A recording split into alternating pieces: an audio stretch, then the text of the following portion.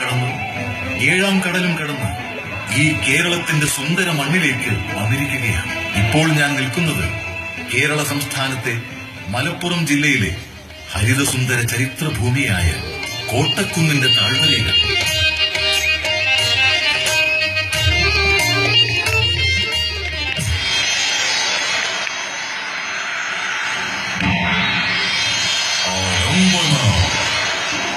ഹേ ഭൂതമേ, ഈ നാടിന്റെ പോരിശകൾ മുഴുവൻ പറയൂ, കേൾക്കട്ടെ.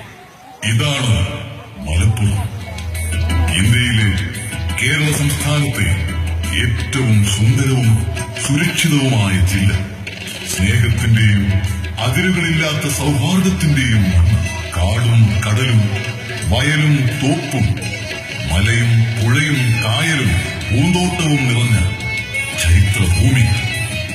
അതിരുകളില്ലാത്ത വിരുന്നിന്റെ നാട്ടിലേക്ക് സ്വാഗതം.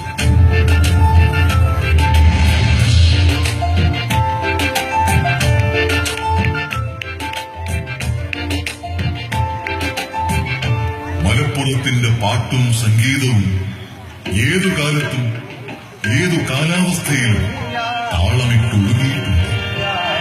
കിളിപ്പാട്ട് പാടിയ തുഞ്ചനും ജ്ഞാനപ്പാന പാടിയ പൂന്താനവും മാപ്പിളപ്പാട്ട് പാടിയ മോയിൻകുട്ടി വൈദ്യരും സോപാനം പാടിയ ഞരളത്തും ഈ നാടിനെ പാട്ടുകൊണ്ട് പാലൂട്ടിയവരാണ്.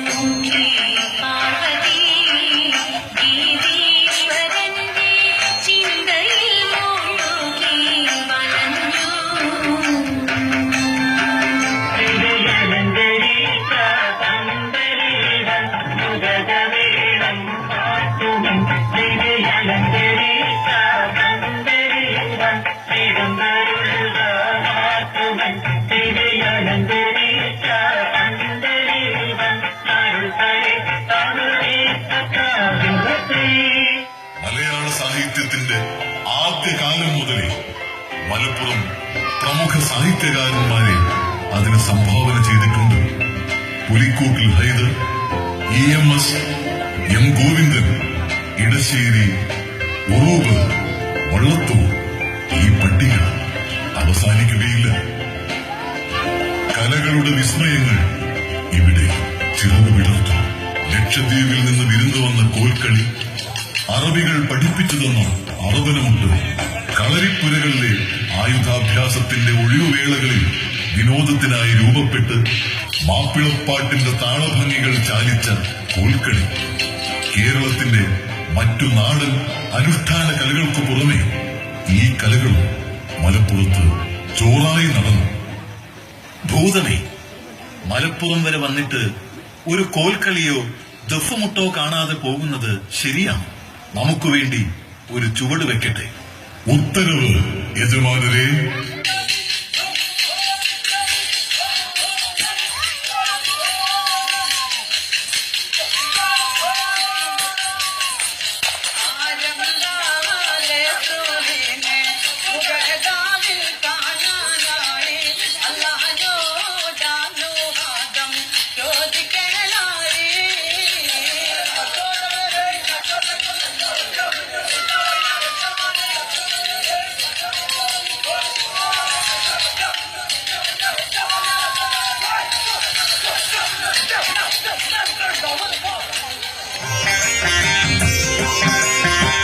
മതസൗഹാർദ്ദത്തിന് കേരളത്തിനാകെ മാതൃകയായ ജില്ലയാണ്.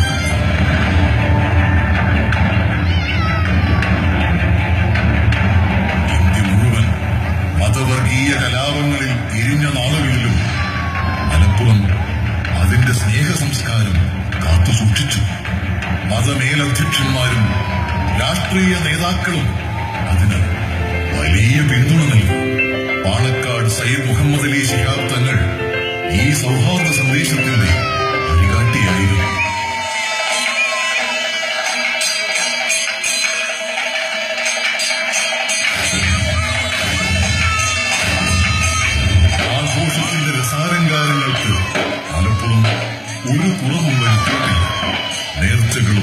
പൂരങ്ങളും ഉത്സവങ്ങളും മത്സരങ്ങളും നിറഞ്ഞ ഗ്രാമസൗന്ദര്യമാണ് മലപ്പുറത്തുള്ളത്.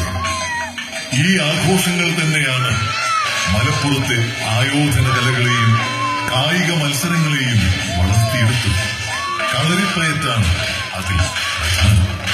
നൂറ്റാണ്ടുകൾക്ക് മുമ്പ് തിരുനാവായിലെ നിളയുടെ മണപ്പുറത്ത് അധികാരത്തിനു വേണ്ടി അംഗം വെട്ടിയ മാമാങ്കത്തിന്റെ ചരിത്ര സ്മരണകളിലാണ് കളരിപ്പയറ്റിന്റെ വേരുകൾ.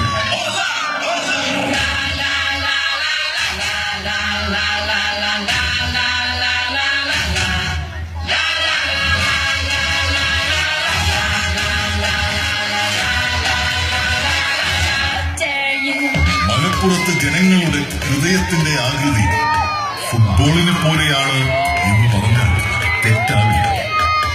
ഫുട്ബോളിനോട് അത്രയും സ്നേഹമുണ്ട് ഈ നാട്ടുകാർക്ക്. ഓരോ ലോക ഫുട്ബോൾ മേളയും ഇവിടെ ആഘോഷ തിമിർപ്പുകളും ആരവങ്ങളും തീർക്കുന്നു. വേനലായാൽ നഗര ഗ്രാമമൂലകളിലെ ഒഴിഞ്ഞുകിടക്കുന്ന പറമ്പുകളെല്ലാം സെവൻസ് ഫുട്ബോൾ കളങ്ങളായി മാറുന്നു.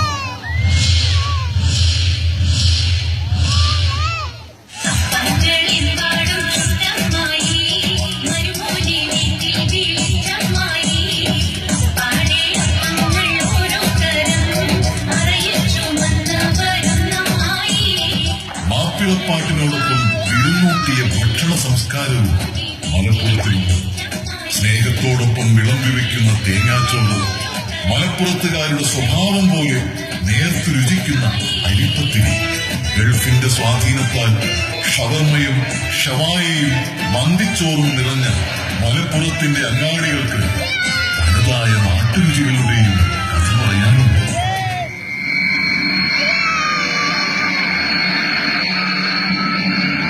ഗൾഫ് പ്രവാസം മലപ്പുറത്തിന് സാമ്പത്തികമായ മേന്മകൾ മാത്രമല്ല നൽകിയത്. ഗൾഫിന്റെ പല സംസ്കാരവും ഇവിടെ കടം വാങ്ങി.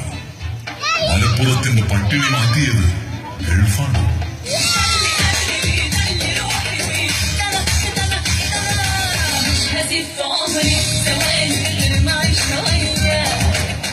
ജീവിതത്തിന്റെ വിവിധ അടുക്കുകളിൽ ഈ പ്രദേശത്തിന്റെ വികസനത്തിനും ഇതിന്റെ ഭരണസാരഥികളും ജനപ്രതിനിധികളും നല്ല പിന്തുണ നൽകി. ഗൾഫ് സ്വാധീനത്തിന്റെ ഭാഗമായി മലപ്പുറത്തെ ആവേശം കൊള്ളിച്ച രണ്ട് വിശേഷങ്ങളാണ് സിനിമയും ഷോപ്പിംഗ്. സിനിമ ഇന്നും മലപ്പുറത്തുകാരുടെ സിരകളിലെ പറ്റാത്ത ഊറ്റമാണ്. പ്രമുഖ സൂപ്പർ സ്റ്റാറുകളുടെ ആരാധകരാണ് മലപ്പുറത്ത്. മാറി മാറി വരുന്ന മലയാള സിനിമയുടെ സകല ഭാവങ്ങളെയും മലപ്പുറത്തുകാർ കൃത്യമായി സ്വീകരിച്ചു. നമ്മളിവിടെ ഈ റോള് കളിക്കാൻ വന്നിട്ട് 10-25 കൊല്ലായി കോയ. എന്തായാലും അണ്ണന്റെ നകളിപ്പ് ഇത്രയൊക്കെ സ്ഥിതിക്ക് കാര്യങ്ങൾ കലിപ്പില്ലാതെ പറയും. മറ്റു മാട വേണ്ട കേട്ട താടി കേട. കരകൗശല രംഗത്തെ മലപ്പുറം മുദ്രകളും അനവധിയാണ്. ഒട്ടേറെ വിദേശ സന്ദർശകർ മലപ്പുറത്തിന്റെ കരകൗശലങ്ങൾ തേടിയെത്തുന്നുണ്ട്. കുംഭാരന്മാരുടെ മൺപാത്ര നിർമ്മാണമാണ് അതിൽ പ്രധാനം.